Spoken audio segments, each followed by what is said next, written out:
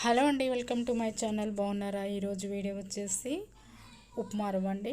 ఈ టిఫిన్ అన్ని టిఫిన్ల కన్నా త్వరగా అయిపోతుంది, 10 నిమిషాల్లో అయిపోతుంది. చాలా టేస్టీగా కూడా చేసుకోవచ్చు. ముందుగా స్టవ్ వెలిగించి గిన్నె పెట్టి ఆయిల్ పోసి పల్లీలు, ఎండుమిర్చి, జీలకర్ర, ఆవాలు, మినపప్పు, అల్లం ముక్కలు, పచ్చిమిర్చి అన్నీ వేసి కలుపుకోవాలి. ఇలా కలుపుకున్న తర్వాత ఉల్లిపాయలు కూడా వేసుకోవాలి. ఇలా సన్నగా తరగాలండి, చాలా బాగుంటుంది అనమాట. క్యారెట్ కూడా వేసుకోవాలండి.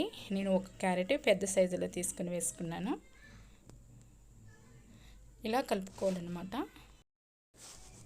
ఒక గ్లాసుడు ఉప్మా రవ్వకు 3 గ్లాసులు అయితే నీళ్ళు పోసానండి. కొంచెం జారుగా ఉండాలి అంటే ఇంకో గ్లాస్ పోసుకుంటే కరెక్ట్గా సరిపోతుందన్నమాట. తర్వాత ఇవి మగ్గినాక కరివేపాకు వేసానండి. కరివేపాకు వేసి కలుపుకొని మనం ఇప్పుడు నీళ్లు పోసుకోవాలి.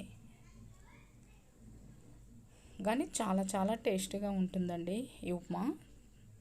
ఆఫీస్ వెళ్ళే వాళ్ళకి కానీ పొద్దున్నే క్యారేజీలు ఎప్పుడైనా ఒకసారి ఇలా టిఫిన్ చేసుకోవాలంటే ఇలాంటి ఉప్మా కానీ చేసుకుంటే త్వరగా అవుతుంది.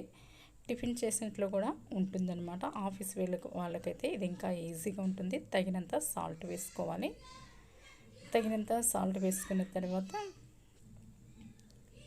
మూత పెట్టుకొని తర్వాత ఇలా మసులుతుందండి. ఇలా చుట్టూ పోసుకోవాలండి. బొంబాయి రవ్వని ఇలా చుట్టూ పోసుకుంటే ఉండలనేది కట్టదనమాట. వెంటనే గరిటెతో మనం ఇలా కలుపుకున్నట్లయితే చక్కగా ఉడుకుతుందండి ఉప్మా. చూడండి, ఎసరంతా ఇనికిపోయి రెడీ అయిపోయిందండి ఉప్మా. ఈ వేడి వేడి ఉప్మా మనం ప్లేట్లో తీసుకొని పల్లీ చట్నీ కానీ కరివేపాకు పొడి కానీ వేసుకుని చాలా బాగుంటుందండి. నేనైతే కరివేపాకు పొడి, నెయ్యి వేసుకుని తిన్నానండి. అస్సలు ఈ ఉప్మా అయితే అదిరిపోయిందండి. చాలా చాలా టేస్ట్గా ఉంది. మీకు ఒకవేళ నచ్చితే మాత్రం తప్పకుండా లైక్ చేయండి, షేర్ చేయండి, కామెంట్స్ తెలియచేయండి. Thank you.